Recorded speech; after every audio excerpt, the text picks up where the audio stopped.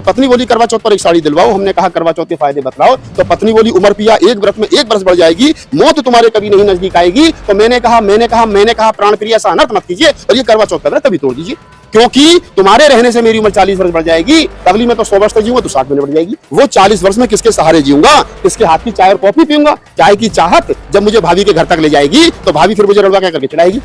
मैं ऐसे तानों को कैसे सह पाऊंगा। ज्यादा कुछ कहूंगा तो भतीजों से पिट जाऊंगा। मेरा एक काम कीजिए, पहले मेरे 40 वर्षों का इंतजाम कीजिए। मेरा एक काम कीजिए, पहले मेरे 40 वर्षों का इंतजाम कीजिए, और ऐसा नहीं कर सकती हो तो छोड़ दीजिए और ये करवा चौथ का व्रत अभी तोड़ दीजिए, अभी तोड़ दीजिए। पहले मैं भी चूड़ियां पहनती थी, पहले मैं भी करवा चौथ रखती थी, लेकिन जैसे ही मैंने इतिहास पढ़ा, जैसे ही मुझ में जागरूकता आई, मैंने सब कुछ छोड़ दिया। अब मैंने 20 साल रखा है। करवा चौथ जो है ये पति को दिखाना पड़ता है कि हाँ हम उसे प्यार करती हैं। मैं इस मकसद से रखती थी कि हाँ हम आपको, सारी महिलाएं अगर दिखावा कर रही हैं तो उन्हें ये लगता था कि मेरी तो रखी नहीं रही है, तो यानी ये तो मुझे कुछ समझती ही नहीं है। ऐसी आस्थाओं को ठोकर मारते हैं। हम बुद्ध की आस्था को मानते हैं, हम बुद्ध के सनातन को मानते हैं, हम ज्ञान को बड़ा मानते हैं, हम पाखंड को बड़ा नहीं मानते।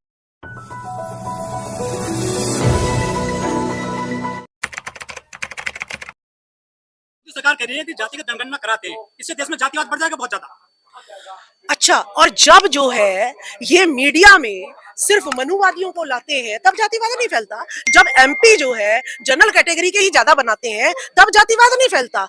जब ये जो है हीरोइनें कोई लेनी होती हैं तो जातिवाद, जाति देख के हीरोइनें लेते हैं, तब कौन परोसता है? जो प्रधान होता है वो जातिवाद फैला रहा है। हमारी क्या औकात? मोदी ने कहा घर में अंदर रहो, कोरोना काल में हम अंदर रहे, हमारी क्या औकात जातिवाद फैलाने की? जातिवाद तो हमें जब पता चला कि भाई प्रिंसिपल कितने हमारे, लेक्चरर कितने हमारे, एसोसिएट प्रोफेसर हमारे कितने, हम जो है ना बिजनेस में कितने, लोन कितनों को मिल रहा है, हमारे बैंक कितने, ना तो इस देश में हमारे बैंक है, ना इस देश में जो है अब कहते हैं कि भाई मंदिर तुम्हारे लिए बनाया, लेकिन ना तो मैं गल्ले की मालिक, ना मैं पुजारी बन सकती। इस देश में मेरा वजूद क्या है? लेकिन अयोध्या में जो मंदिर बन रहा है, बन जाएगा जनवरी तक, उसमें वैकेंसी आ गई है पुजारियों की।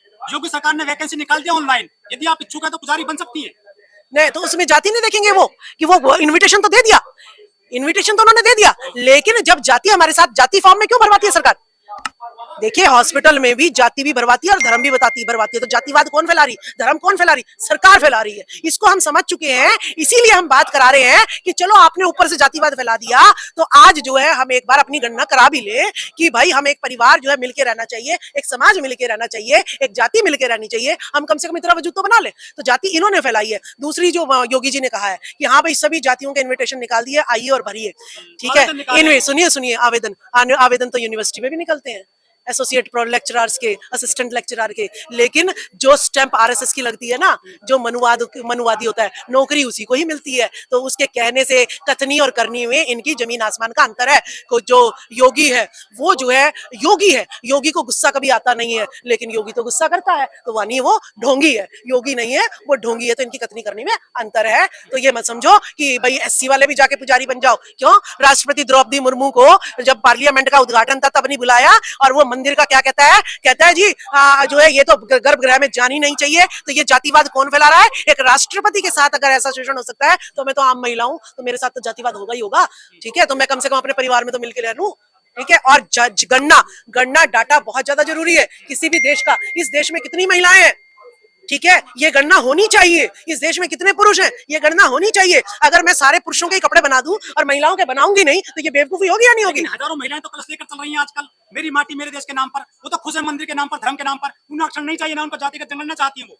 देखिए ये सिर्फ और टीवी की वजह से जो अज्ञानता ये लोग परोस रहे हैं उनके वजूद में वो आती है। कुछ दिहाड़ी मजदूरी वाली लोग आते हैं यहाँ पर कि भाई चल रोटी पानी खाने को मिल नहीं रहा, चल 300 रुपए मुझे मिल रहे हैं या 100 रुपए मुझे मिल रहे हैं, तो कलश उठाने में क्या जा रहा है? उन्हें ये नहीं पता कि ये कलश उठाने से आपके वोट का अधिकार जो है ये छीन रहा है, आपके हक अधिकार छीन रहे हैं। तो ये अज्ञानता बस हो रहा है। अगर मोदी जी इनको एक्सप्लेन कर दें कि भाई तुम ये कलश उठाओगे और धर्म के नाम पे हम तुम्हें लूटेंगे, तो वो उसको जूता मारेंगे। ये पता लाखों महिलाएं जो है नवरात्र रखी है, रामलीला उन्होंने देखी है, अब जो है वो तैयारी कर रही है करवा चौथ की कल की।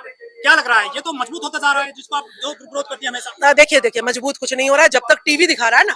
जब जैसे ही मोदी जी ने कहा कोरोना में थाली बजाओ, कोरोना भगाओ, ठीक है, तो सारे देश ने बजाई। तो यानी जैसा शासक होगा वैसा ही टीवी दिखाएगा। तो जब हमारा शासन आएगा तो हम जो है महिलाओं को जब समझाएंगे, क्योंकि पहले मैं भी चूड़ियां पहनती थी, पहले मैं भी करवा चौथ रखती थी, लेकिन जैसे ही मैंने इतिहास पढ़ा, जैसे ही मुझ में जागरूकता आई, मैंने सब कुछ छोड़ दिया। आपने कितनी बार रखा करवा चौथ? देखिए मैंने जो है मैं 2015 में जो है सस्पेंड हुई थी, 2019 में मैंने चुनाव लड़ा था, तब मुझे इतिहास का पता लगा था, और 2019 के बाद मैंने करवा चौथ का व्रत नहीं रखा। कितने बार रखा था आपने लाइफ में अभी तक? मैंने 20 साल रखा है। 20 साल बाद आपने धर्म को ढोया, फिर आप हमसे नकार रही हैं। देखिए धर्म को मैंने कभी नहीं ढोया, क्योंकि मैं साइंस की स्टूडेंट रही हूँ। मेरे पास पढ़ने के अलावा कोई ऑप्शन नहीं था, ना तो मैं व्रत रखती थी, ना मंदिर जाती थी। हम अपनी पढ़ाई करते थे। लेकिन करवा चौथ जो है ये पति को दिखाना पड़ता है कि हाँ हम उसे प्यार करती हैं। मैं इस मकसद से रखती थी कि हाँ हम आपको, सारी महिलाएं अगर दिखावा कर रही हैं तो उन्हें ये लगता था कि मेरी तो रखी नहीं रही है, तो यानी ये तो मुझे कुछ समझती ही नहीं उम्र है। बड़ी हो जाती है ना, ज्यादा नहीं उम्र कोई बड़ी नहीं होती। मेरी मम्मी जो है मेरी मम्मी ने सारी उम्र करवा चौथ रखा, लेकिन बाद में जब उनकी सेहत खराब हो गई तो उन्होंने करवा चौथ का व्रत छोड़ दिया। तो पापा को तो कुछ नहीं हुआ, लेकिन मम्मी मेरी जो है अभी जो है इस प्रकृति में विलीन हो गई। कुछ लोग कहते हैं कि बाजारवाद है बड़े पैमाने पर, जो करवा चौथ जैसे त्योहार है। देख माता के जो नवरात्रे रखते हैं उसमें छोटी छोटी चुन्नी बना देते हैं, कोई यूज है उसका? कपड़े का बर्बादी है, समय की बर्बादी है, पैसे की बर्बादी है। कावड़ लेने जाते हो प्लास्टिक की इतनी इतनी चीजें बना देते हैं, कुछ यूज है उसका? है? कोई यूज नहीं है। इस देश में जनता को गलत चीजें बनाने में लगा रखा है, ना तो आस्था है उसमें उसकी। किस प्रकार की आस्था कि भांग पिलाए मुझे, ये आस्था, मुझे नशेड़ी बनाए, मैं सुरा नहीं हूँ, मैं सुर नहीं हूँ, मुझे सुरा पिलाया जाए, इस बात की आस्था। ऐसी आस्थाओं को ठोकर मारते हैं। हम बुद्ध की आस्था को मानते हैं, हम बुद्ध के सनातन को मानते हैं, हम ज्ञान को बड़ा मानते हैं, हम पाखंड को बड़ा नहीं मानते। नहीं, हम करवा चौथ तो नहीं मनाते, घरवाली मनाती होगी। नहीं, मेरी घरवाली नहीं मनाती ना। तो कल करवा चौथ मनाएंगे? नहीं, मैं तो आदमी कोई भारत में करवा चौथ नहीं मनाता है।